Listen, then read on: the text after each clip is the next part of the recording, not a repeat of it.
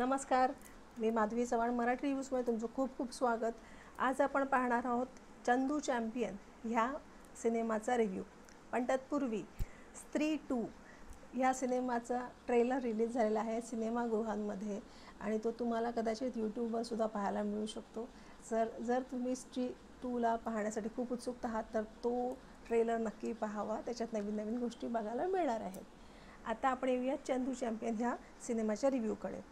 तर चंदू चॅम्पियन हा सिनेमा पाहताना माझ्या चेहरा एक स्माईल आहे. एक फील गुडवाला सिनेमा आहे. त्याच्यातून खूप काही मोटिवेशन, इन्स्पिरेशन, प्रेरणा, ज्या गोष्टी आपल्या हातात नाही आहेत की आपल्यासमोर खूप साऱ्या अडचणी आहेत आणि तरीसुद्धा आपण त्याच्यावर मात करून काही अचीव करू शकतो हे दाखवून देणारा हा सिनेमा आहे.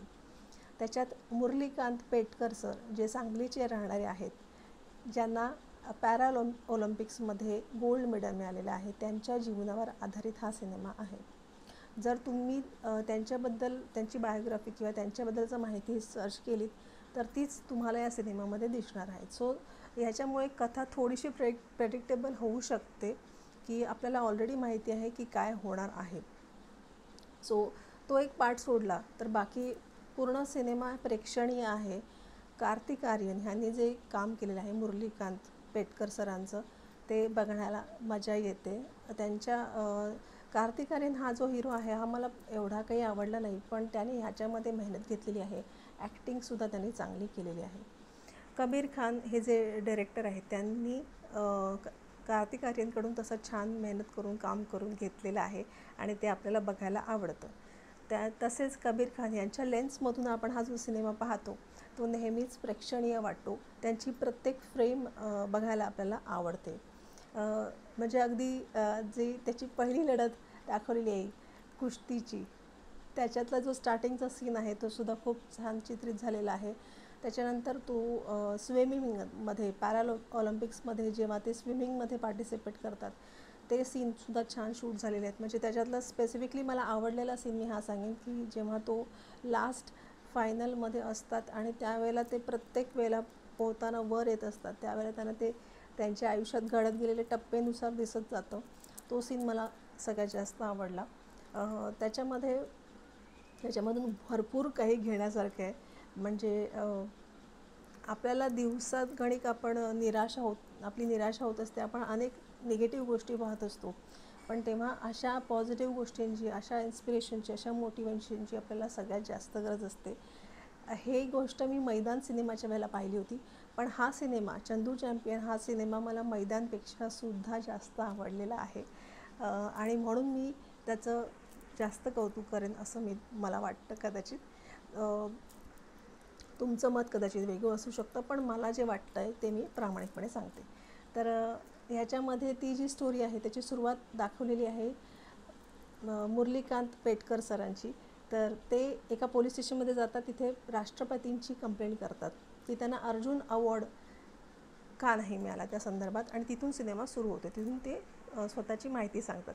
तर याच्यामध्ये एक छोटासा कॅमिओ रोल केला आहे श्रेयस तळपदे सरांनी, तो बघायला मजा येते. त्याच्यानंतर विजयराज सर जे त्यांचे कोच दाखवलेले आहेत त्यांनीसुद्धा ते ॲज ऑलवेज चांगलं काम करतात.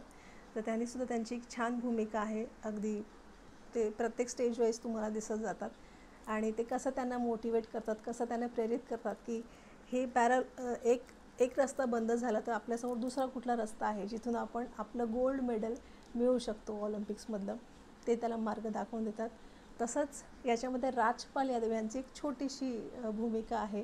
वॉर्ड बॉय दाखवलेला आहे, पण त्यांचं तितकंच प्रेम आहे आणि ते त्यांच्यासाठी काय काय करतात ते आपल्याला ह्या सिनेमामध्ये पाहायला मिळणार आहे. सो ह्याच्याबद्दल मी तुम्हाला सांगितलं की आपल्याला जर स्टोरी माहिती असेल तर हे थोडंसं प्रेडिक्टेबल आहे, पण सिनेमामध्ये जी जर्नी आहे ती बघायला मजा येते.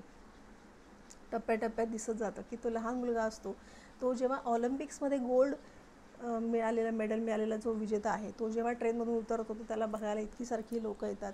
हा स्वतः जो मुलगा दाखवलेला आहे तो स्वतःच्या मोठ्या भावाच्या खांद्यावर बसून जातो ते बघायला, आणि तिथे एवढी सगळे लोक आलेले ते बघून तो सुद्धा प्रेरित होतो की नाही, मला पण ऑलिम्पिकमध्ये गोल्ड मेडल मिळवायचं आहे आणि मी मिळवणार. आणि हे अगदी त्याच्या लहानपणापासून त्याच्या डोक्यात फिरत असतं आणि तेच त्याचं स्वप्न असतं.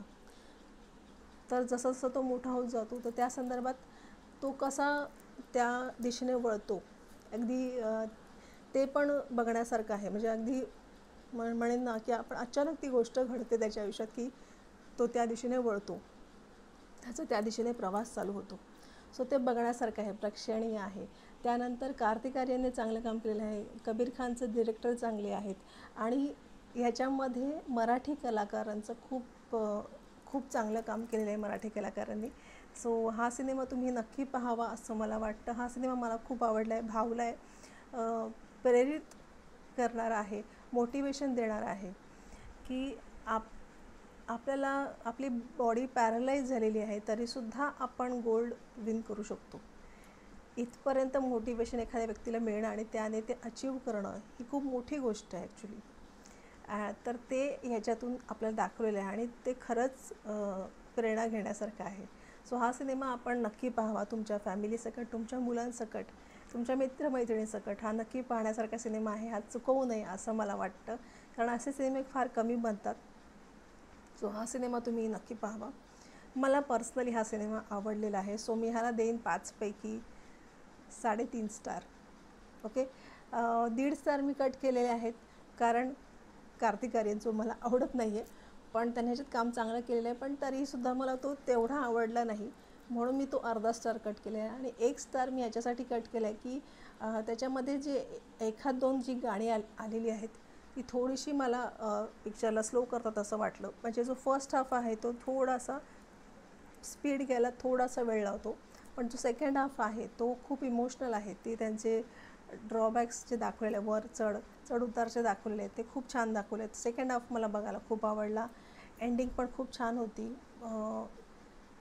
बाकी ह्याच्यात निगेटिव्ह जास्त गोष्टी नाही आहेत, त्या 2-3 गोष्टीच होत्या, तेवढ्याच मी तुम्हाला सांगितल्यात. सो हा सिनेमा तुम्ही नक्की बघा, चुकवू नये असं मला वाटतं. बाकी तुम्हाला कसा वाटला, जर तुम्ही पाहिला असेल तर तुमचा रिव्ह्यूसुद्धा कळवा, तुमचे कमेंट्स कळवा. तुम्हाला अजून कुठल्या सिनेमाचे रिव्ह्यूज माझ्याकडून हवे असतील तर तेसुद्धा सांगा, तर तेही मी द्यायचा प्रयत्न करेन. आणि अजून काही कंप्लेंट्स असतील, सजेशन असतील तर तेही कळवा. अजून नेक्स्ट व्हिडिओसाठी परत भेटूया. Thank you so much.